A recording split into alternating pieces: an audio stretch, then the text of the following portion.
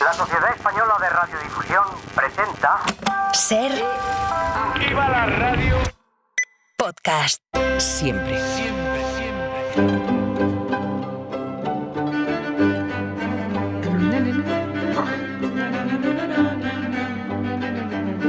Hola Nieves, buenas tardes. ¿Qué tal, Carlos? ¿Qué Buenas tal? tardes. Muy bien. Oye, ¿tú te acuerdas de los nervios, de la sensación? Han pasado muchos años, de cuando comenzaba el curso escolar. Sí, eran unos nervios bonitos. A mí me Bueno, ¿no? ¿A ti había no de te todo. gust- Bueno, a mí me gustaba. había ¿no? momentos de todo, había A mí me momentos de gustaba. todo. Y luego en la universidad, ¿tú corriste delante de los grises? No. Pero sí conocía te tocó. gente que A no. mucha gente no, que... no me tocó, tocó un poquito más Ya. tarde y ya estaba, se supone, en la democracia, se supone, pero no, todavía estaban arreando, pero yo no me tocó. Bueno, desde hace una semana o casi 10 días, el comienzo del curso escolar ha multiplicado las referencias de todo tipo a la educación. Que si los profesores, que si los planes de estudio, que si faltan recursos, que si los temarios. Y en el centro de toda esta conversación, ¿quiénes están? Pues los estudiantes. Los estudiantes que suelen actuar, por eso le preguntaba a Nieves, como punta de lanza de protestas y reivindicaciones, y que por eso mismo, cuando la democracia brilla por su ausencia, como en el caso del franquismo, suelen ser objetivo de todo tipo de dictaduras. Por ejemplo, en la Argentina de los años 70. Hoy recordamos, en este primer acontece que no es poco de la semana, recordamos una noche terrible, Sí, la noche de los lápices. Terrible, muy mala. Fíjate, ahora la noche, hay varios episodios en la historia, sobre todo en la historia del siglo XX, que tienen ese título propio y que no suenan a casi todos, ¿no? Por ejemplo, la noche de los cristales rotos en la Alemania nazi, cuando los ultraderechistas, que puto defendían la Alemania de Hitler, se dedicaron a romper todos los escaparates de los comercios regentados por judíos, la noche de los cuchillos largos. Sí, eso fue una purga interna, ¿no? Eso fue tremendo. Sí, eso es una orden de Hitler para quitarse de encima 200 respondones. Aquí en España tenemos la noche de los transistores, sí. incruenta, Sí, menos sí. mal. El año que yo empecé la facultad, que fue cuando los españoles no separaron la oreja de la radio, aquel nefasto 23 de febrero de 1981, cuando la ultraderecha intentó dar un golpe de Estado. Bueno, el único que no estaba pendiente de la radio era Juan Carlos. Él estaba más pendiente del teléfono para saber cómo iba la cosa.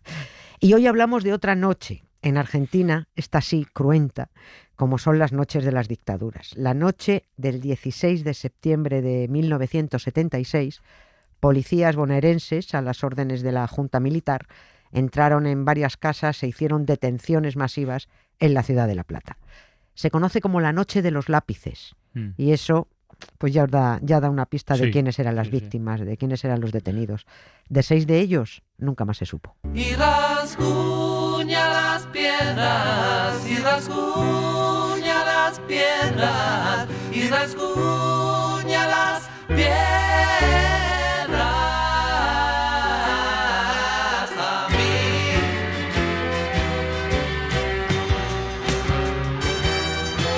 Apenas percibí. Esto que escuchamos, por cierto, es una canción que se utilizó como banda sonora de una película que se rodó sobre esta noche de los lápices. Y has comentado que lo de lápices ya da una pista clara de que eran estudiantes. Bueno, y dada la fecha, hacía unos meses, hacía poquito tiempo, por aquel entonces, septiembre del 76, que Videla había dado golpe de Estado. Efectivamente. Bueno, fíjate, fue en marzo, ¿no? En marzo del 76 fue aquel golpe que llamaron cívico-militar, Sí. porque como era de civiles y militares de ultraderecha, pues nada. Los detenidos en la noche de los lápices eran estudiantes de secundaria, Sí. no eran universitarios, Ya. ¿eh? Pero eran estudiantes activos, o sea, no eran adolescentes atontolinados. Eran jovencitos implicados, pues que de vez en cuando se movilizaban para reclamar cosas, como por ejemplo un descuento en los boletos de transporte para estudiantes. Y este episodio en La Plata, pues ya nos está diciendo que los militares no tenían reparos a la hora de detener, de torturar y de asesinar a menores de edad. Y esto está contado y calculado. De los 30.000 desaparecidos en Argentina y reconocidos oficialmente, 250 eran adolescentes. Es increíble, ¿no? En la redada de la noche de los lápices fueron detenidos estudiantes de entre 15 y 17 años, casi todos de final, de secundaria. A unos los soltaron, 4 sobrevivieron a las torturas y 6 fueron asesinados y nunca encontrados. Hay un lema para estos 6 desaparecidos que usan mucho en Argentina los que defienden su recuerdo, su memoria. Ese lema es: los lápices siguen escribiendo. Estaba pensando, en fin, decías, no nos puede extrañar tanto porque era una dictadura, bien, pero ¿qué daño podían hacer unos estudiantes que reclamaban, por ejemplo, un descuento en el transporte? O sea, ¿en qué cabeza entra? Pues no entra en una cabeza demócrata. En una democracia no harían ningún daño, pero a la ultraderecha no le venían bien las reclamaciones de las clases trabajadoras. Los ricos no necesitaban transporte más barato.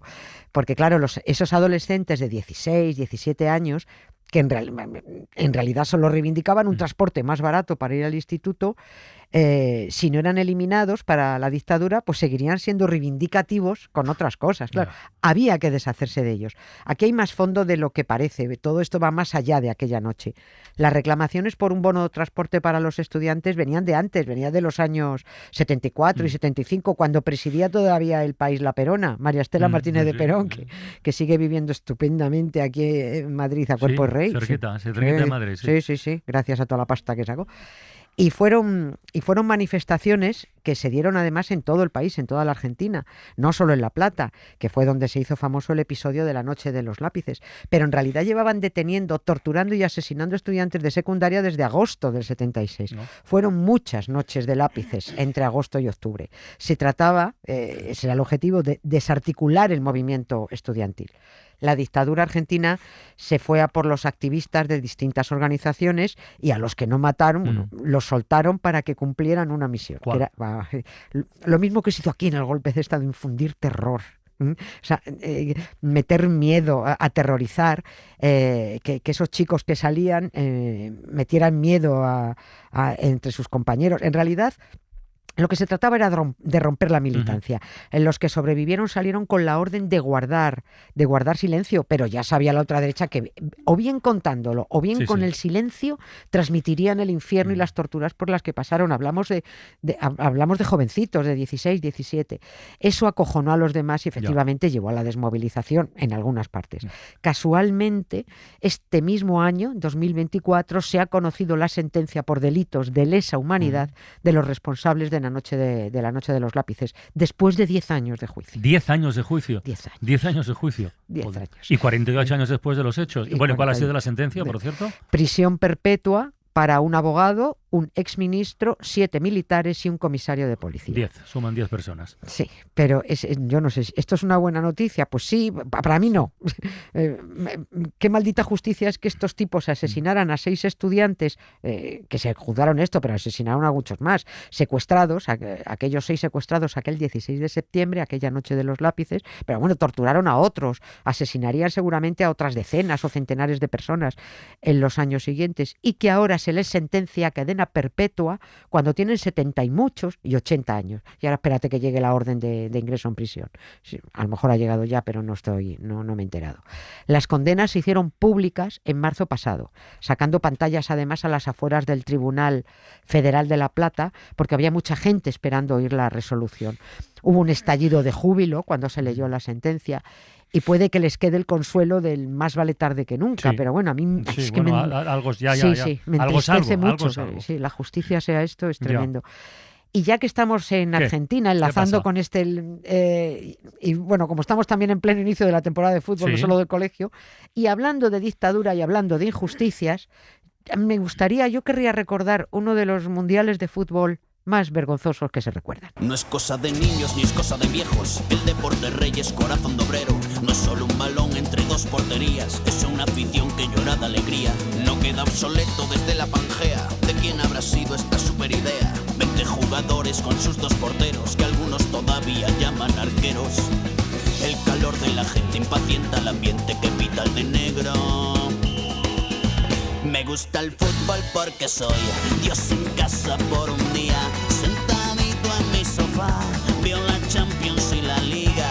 No quiero perderme nada del domingo y su jornada, ni mucho menos hicimos un gol. Nos gusta el fútbol, efectivamente, Sí. nos encanta el fútbol, pero el Mundial del 78 es cierto que se celebró en plena dictadura, que lo organizó Argentina y encima lo ganó Argentina. Sí, sí. O sea, sí. Lo ganó. Yo no sé Gol cómo. de Kempes. Sí. Sí. ¿Cómo fue posible eso? Es que no me Sí. cabe en la cabeza. Incluso a la gente Igual tan... dentro de años también nos preguntamos cómo fue posible lo de Qatar. Sí, lo ¿No? de- Con el tiempo, cuando Sí. sabes, No, igual.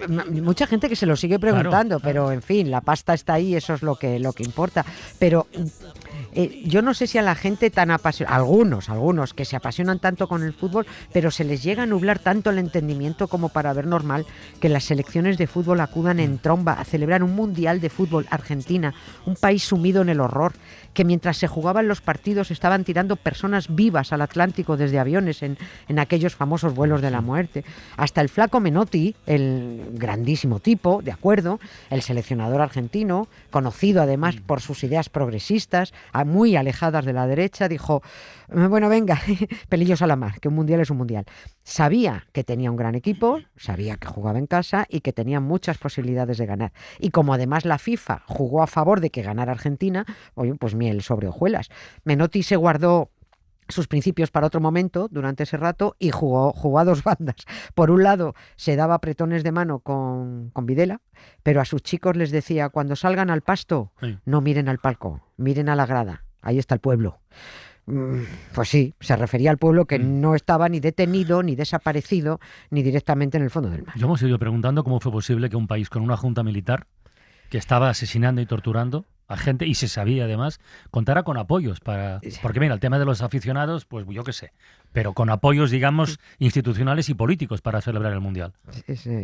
No sé. Bueno, yo creo que la FIFA se encargó de todo. Su presidente entonces, que sí. bueno, tristemente conocido, y la gente que entendéis mucho de fútbol lo conocéis, el Sí. brasileño João Avelange. Avalanche, Sí, ese fue aquel al que definieron como el padrino que convirtió el fútbol en una mafia universal. Este tipo simpatizaba con la dictadura argentina, simpatizó con todas las dictaduras del Cono Sur en realidad, pero bueno, esto no le importaba al mundo futbolístico.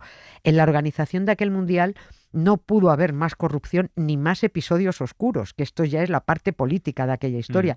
El más escandaloso fue el asesinato del general Omar Actis. Anda, esto no me lo sé. Claro, es que esta era la parte que había detrás de aquel mundial de fútbol. Omar Actis era presidente del comité organizador del Mundial Argentina 78. ¿Y? Pues que lo quitaron de en medio, los suyos, los militares. Y es que al principio acusaron a los montoneros, esto fue como los del 11M aquí, Sí. que no hemos sido nosotros, caray. Y claro, era muy fácil tener a alguien a quien acusar. Fueron los militares. Y es que había una disputa interna muy gorda por ver quién manejaba los fondos del Mundial. Si lo manejaba el ejército o lo manejaba la Armada. La versión más aceptada ya a día de hoy es que a este general del ejército se lo cargaron militares de la Armada para que entrara como presidente del comité organizador Argentina 78 el contraalmirante Carlos Lacoste, que era primo de Sí, es Rafael verdad. Videla. Sí. Y es al Este que... sí me suena. Claro, porque además, João Avelange, el presidente de la FIFA, acabó nombrándole Ya. a este tipo su vicepresidente en la... Oye, pero en todo este proceso nadie puso objeciones a que se celebrara el Mundial. Pues objeciones al fútbol, no se suelen poner objeciones al fútbol. Caiga quien caiga, se juega. Amnistía Internacional dio mucha bronca, pidió a los países que no acudieran a jugar ese mundial en plena dictadura en la que asesinaban a gente todos los días en centros de detención cerca de los estadios, donde estaban, los torturados oían los gritos de los aficionados. Solo el Parlamento de Holanda ordenó Holanda perdió la final, Con ¿no? Argentina, sí. Bueno, pues solo el Parlamento de Holanda ordenó a su delegación que no acudiera a actos oficiales, que solo jugara. Los holandeses fueron por iniciativa propia a Plaza de Mayo a solidarizarse con las madres de los desaparecidos, que ya llevaban un año diciendo aquello de con vida se los llevaron y con vida los queremos. Francia hizo muchísima campaña civil pidiendo el boicot, empapelaron Francia de carteles que pedían que no se jugara al fútbol en campos, entre los campos de concentración, pero nada, eso fue todo. Eso fue todo. Aquel mundial lo ganó Argentina, con la FIFA al servicio de la Junta Militar, que hasta cambió horarios de partidos para que Argentina saliera a jugar sabiendo los goles que había que marcar para pasar de fase, y con sospechas casi confirmadas a día de hoy de Tongo en una extraña goleada contra la selección de Perú. Yo no sé si están orgullosos de ganar así un mundial. A mí me da lo mismo, pero es lo que hay, antes y ahora. Nadal, fíjate, encantado de haberse conocido, porque a Arabia le parece un gran país. Piqué haciéndose de oro en Qatar, pese a los 6.000 muertos en la construcción de las instalaciones. Pero aquí todo vale. Bueno, lo tuyo, lo mío, lo nuestro es solo hablar por hablar. Bueno, yo creo que no somos nada. No está mal. No contamos para nada. No. ¿A dónde está la libertad? No dejo nunca de pensar.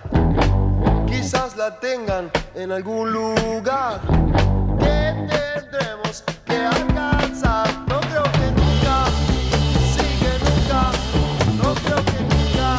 Sí que contamos, Nieves, un poquito, aunque sea un poquito, sí, un poquito sí. Hazme caso. Venga, mañana más, ¿eh? Gracias, Hala, Carlos. hasta mañana. Chao. Para no perderte ningún episodio, síguenos en la aplicación o la web de la SER, Podium Podcast o tu plataforma de audio favorita.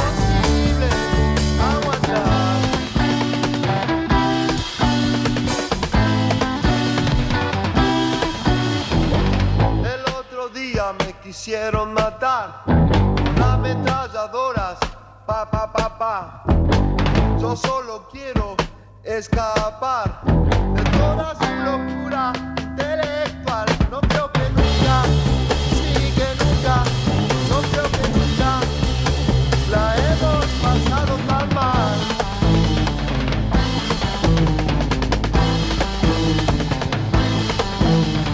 No es posible, es imposible aguantar.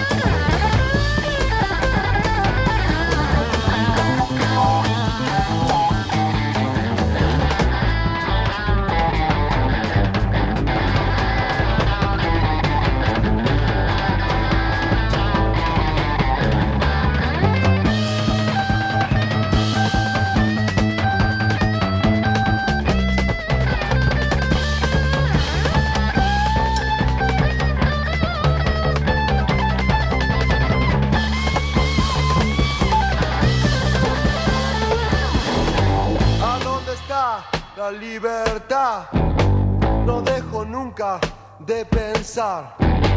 Quizás la tengan en algún lugar que tendremos que alcanzar. No creo que nunca, sí que nunca, no creo que nunca la hemos pasado tan mal.